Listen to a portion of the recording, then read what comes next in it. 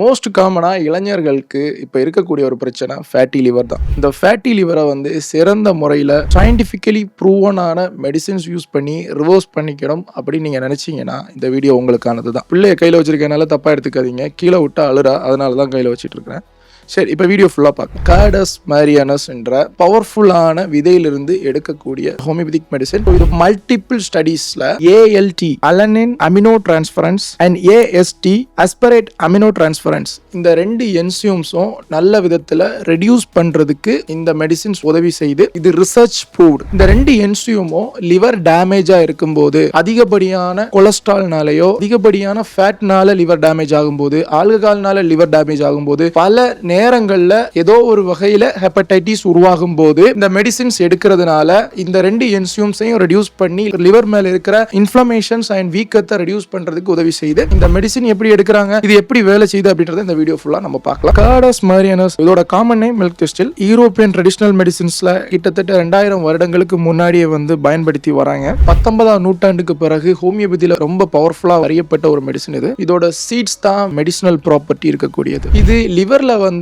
செயலாற்றக்கூடிய bio active substance என்னென்னு பாத்தீங்கன்னா சில்பின், சில்டியானின், சில்சிஸ்டின், ஃபிளாவனாய்ட்ஸ், fixed oils போன்ற ஆக்டிவ் சப்ஸ்டன்ஸ் இருக்கு. சில்பியோன் தான் மேஜரான ஒரு ஹெப்படோ ப்ரொடெக்ஷன் ஆக்ஷன் கொடுக்கக்கூடிய பயோ ஆக்டிவ் சப்ஸ்டன்ஸ். இது என்ன மாதிரி டிசீஸுகள்லாம் மோஸ்ட்லி வந்து இதை பிரிஸ்கிரைப் பண்றாங்க அப்படின்னா ஃபேட்டி லிவர் தான். கொழுப்பு லிவர்ல படிகிறதுனால ஏற்படக்கூடிய பிரச்சனை. ரெண்டாவது ஆல்கஹால்னால ஏற்படக்கூடிய ஹெப்படைட்டிஸ், பலவிதமான மஞ்சள் காமாலை. அது என்ன ரீசன் இருந்தாலும் அந்த மஞ்சள் காமாலைகளுக்கு பயன்படுத்தலாம். போர்ட்டல் ஹைப்பர் டென்ஷனுக்கு யூஸ் பண்ணலாம். இந்த மாதிரியான லிவர் ஓரியன்டான பல பிரச்சனைகளுக்கும் இது நல்ல தீர்வு தரக்கூடியது. இது எப்படி ஃபேட்டி லிவருக்கு வந்து செயலாட்டுது அப்படின்றத பார்க்கலாம். அதிகப்படியான குளுக்கோஸ் வந்து உடம்புல இருக்கிற நேரத்தில் அதை லிவர் வந்து ட்ரைகிளிசரைட்ஸா கன்வெர்ட் பண்ணி லிவரோட செல்கள்ல தக்க வச்சுக்கும்.